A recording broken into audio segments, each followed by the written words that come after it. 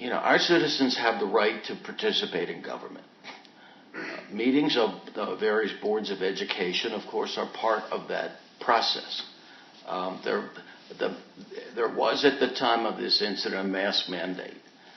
This case really doesn't rise or fall on the issue of whether there was or was not a mask mandate. There was a mask mandate, COMA regulations I've read. Apparently, I'm not sure what training the officers had and how to apply that. In this particular circumstance, the video makes clear that the defendant lawfully and civilly made an effort. Her tone may not have been to the liking of the officers. Tone matters, remember that. But nevertheless, she complied with the officer's request, went and got her documentation, went and got her license identification, brought it back, and the officer in this case apparently determined his judgment was that it wasn't sufficient. I don't need to determine whether or not it was or was not sufficient.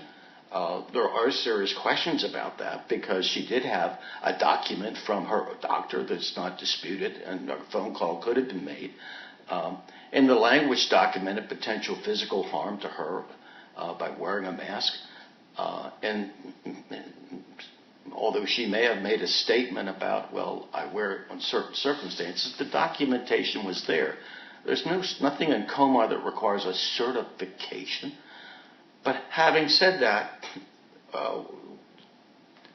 after she was denied access, there was no ruckus. She stayed outside. She could have been, I suspect at that point, she was probably an unhappy citizen, denied her right to participate in the ongoing work of the Board of Education.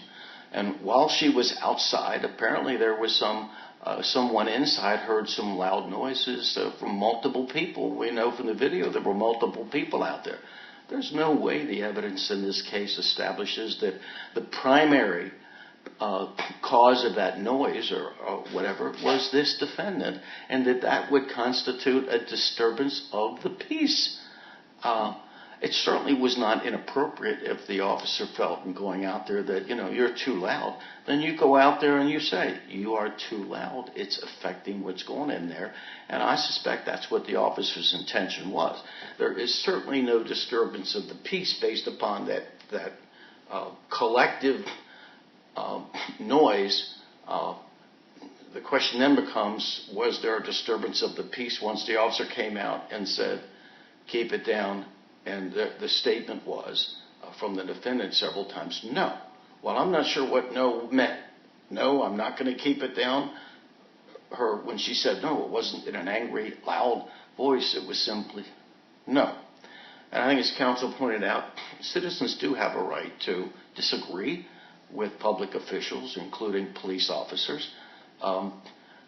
What I saw was the defendant take her camera out and start taking pictures, and that seemed to generate whatever it generated. It started the arrest.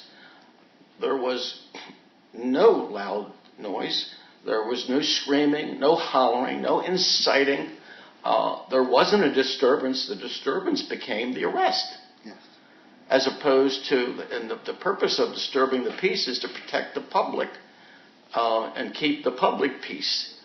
And also the tandem video of the meeting, that meeting went forward, and it appeared that maybe some heard it, but certainly the speaker didn't appear to be disturbed. So there was no impact on that meeting that justified, based upon that loud noise, arresting the defendant. And I don't believe that there's any evidence that, considering the evidence in light most favorable to the state, that would justify the officer arresting her for disturbing the peace based upon simply saying no. Now, had he moved forward and said, and had discussions, well, you have a problem? Are you still upset about the mandate? Or what's going on here? Is there something we can do to help this out? Whatever, many ways that things can be resolved or calmed down, we don't have an issue. I don't question the motive of either of the witnesses, but I don't believe that the evidence supports disturbing beyond a reason. Anyway, would support a finding of guilt beyond a reasonable doubt, even at this point after the state's case, on the offense of disturbing the peace. That's not really close. In terms of a lawful order, I'm not sure what order that. It certainly is appropriate to say keep it down, but just as I said with reference to disturbing the peace, when she said no, I don't know what that meant. And again, it wasn't something done in a loud, aggressive way. It was no. Now she has the right to say no, but citizens don't always get or understand what's going on, and there was apparently I didn't hear anything said about the meetings in order. People can hear what you're saying. And I'm not sure whether what no meant. Did no have something to do with the previous denial of her access? I don't know. But again, the evidence doesn't support, would not be sufficient at this point to support a finding of guilt beyond a reasonable doubt for failing to obey a lawful order. When she said no, she didn't scream. She didn't do anything to create a disturbance. She didn't jump on the floor. She didn't try to incite anybody else. She simply said no. And you cannot disturb the peace by just saying no. And I don't think it's a violation of an order. Of a lawful order. And at that point, I don't even think that the order to leave the building was a lawful order, because she had a right to be in the building, to participate in the government's business. That's the operation of the Board of Education and what decisions that are designed to take care of our children. Having said that, I don't know that it was the wisest decision to simply say no, because tone matters. And I can certainly understand how the police officer was not happy about that no. I think it wasn't good judgment. But the issue here is not whether it was the best judgment in the world, but whether or not it rises to the level of a criminal offense. And I don't think that it does on either count. So for those reasons, based upon the legal arguments set forth in the memorandum and the counsel made, I'll grant the motion for judgment at this stage.